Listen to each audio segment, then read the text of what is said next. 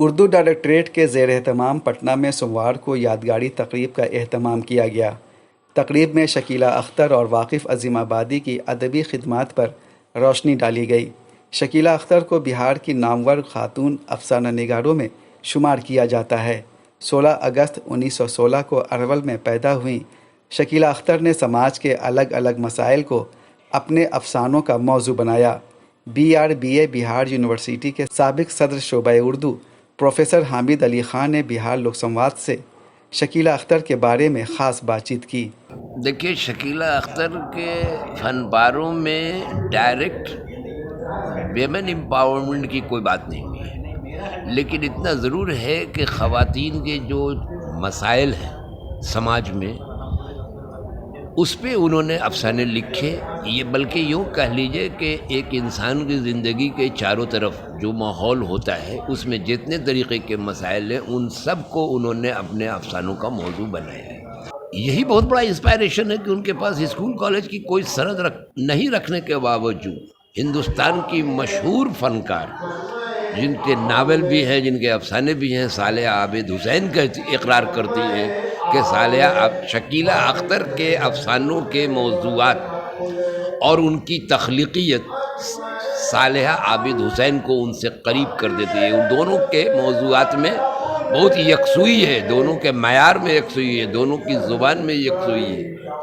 یہ الگ چیز ہے کہ کچھ افسانوں میں شکیلہ اختر نے علاقائی بولیوں کو یا علاقائی زبانوں کو اس طرح اردو میں تحلیل کر دیا ہے کہ وہ اب اردو زبان و ادب کا حصہ ہو گیا۔ 18 مارچ 1916 کو جہان آباد میں پیدا ہوئے واقف عظیم آبادی اپنی منفرد شاعری کے لیے مشہور ہیں۔ پٹنہ یونیورسٹی کے سابق صدر شعبہ اردو پروفیسر اسرائیل رضا نے کہا کہ علامہ کی سب سے بڑی دین واقف آرٹ ہے۔ چونکہ قدر الکلام شاعر تھے، الفاظ ان کے منہ سے لگتا ہے کہ ابلتے تھے، چونکہ وسیع مطالعہ تھا ان کا، اس لیے وہ الفاظ جیسے ان کے سمجھے کہ لونڈی بن کے کھڑی رہتی تھی، یعنی جس ٹاپک پر بھی کہیے برجستہ تھا۔ کہتے ہیں کہ ہمارا امتحان لینے کو آتا ہے ہر شاعر، یہاں تو فی البدیع شعر کہہ لینے کی عادت ہے، تو فی البدیع شعر کہتے تھے۔ تو سنگم کے لیے تو لکھتے ہی تھے، اس کے علاوہ بھی دوسرے اخبارات والے ان سے آ کر کے حق الخدمت پر لکھوا کر کے لے جایا کرتے تھے۔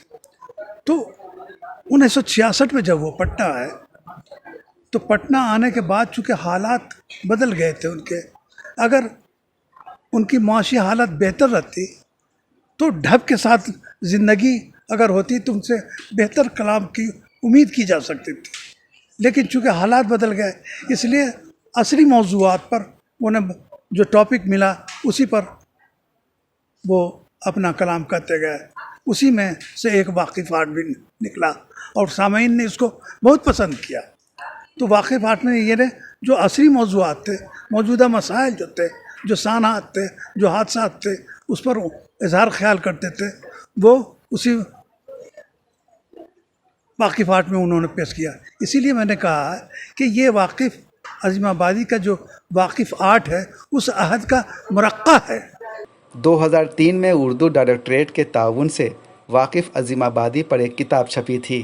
لطف ستم کے نام سے شائع علامہ واقف پر یہ پہلی کتاب تھی جس میں ان کی حیات اور ادبی خدمات پر روشنی ڈالی گئی تھی۔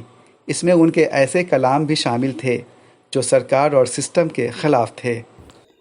علامہ واقف کی سب سے بڑی خوبی یہ تھی کہ وہ حالات حاضرہ پر تلخ تبصرہ کرتے تھے، اور وہ یہ کام واقف آرٹ کے نام سے کرتے تھے جو اس دور میں الگ الگ اردو اخبارات میں شائع ہوتے تھے۔